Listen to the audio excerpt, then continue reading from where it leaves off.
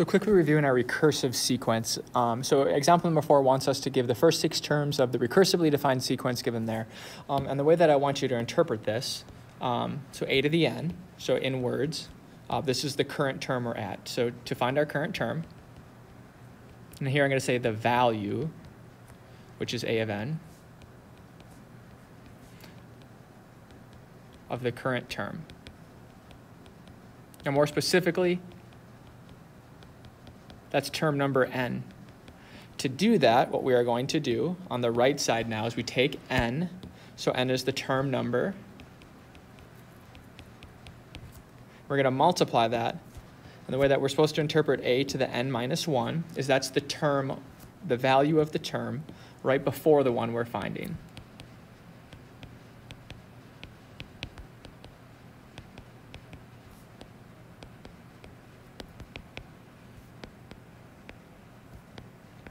Now with recursively defined sequences, they normally tell us where we start, right? If I always have to use the term before it to find the term that I'm on, I need to know where I'm starting. So a lot of times they will tell us a starting value.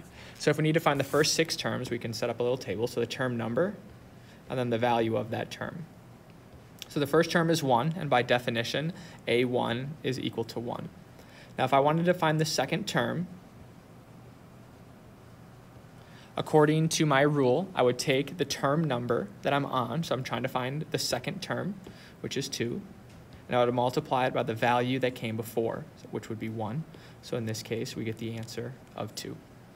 If I moved on to the third term, according to my rule, I would take the term number I'm on and multiply it by the value that came before, which was 2, which I can also see as 3 times 2 times 1. Right? That's just another way of writing what I did before. That gives us 6. If I was looking for the fourth term, I would take that number 4 and multiply it by the value of the term that came before, which was 6, which gives me 24. The fifth one, I would take that number 5 and multiply it by the term that came before it. That value was 24. So in this case, I get 120.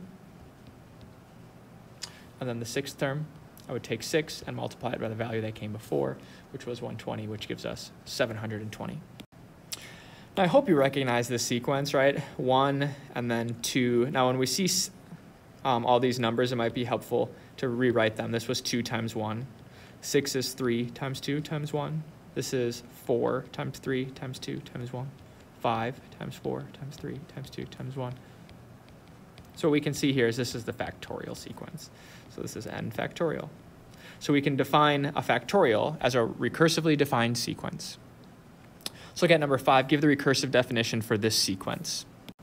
So the first thing that I do notice is it looks like it's just n squared, right? If n was 1, a to the n would be 1. If n was 2, 2 squared would be 4, 3 would be 9, so on and so forth. But this is not recursive. It specifically wants a recursive definition.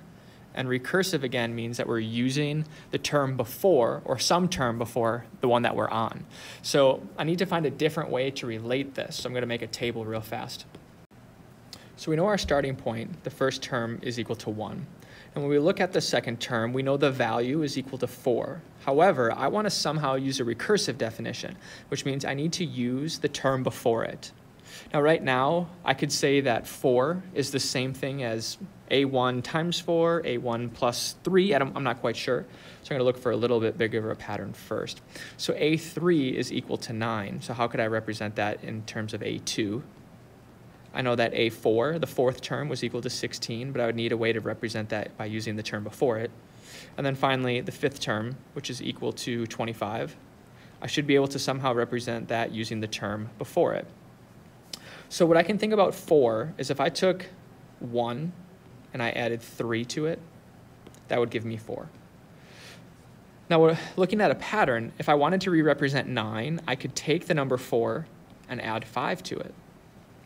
To get the number 16, I could start at 9 and then add 7. To get 25, I could start at 16 and then add 9. So what I'm noticing now is I'm starting at a term before it, which is good. So I have a to the n minus 1. But what I'm noticing about these numbers at the end, 3, 5, 7, 9. It's a linear pattern, so there's a lot of ways we can think about it. We're constantly increasing by 2, right? Or these are like odd numbers. So I'm going to multiply it by 2n times something. But in this case, it's not just 2n. Like if I tried here, n is 2, so 2 times 2 would be 4.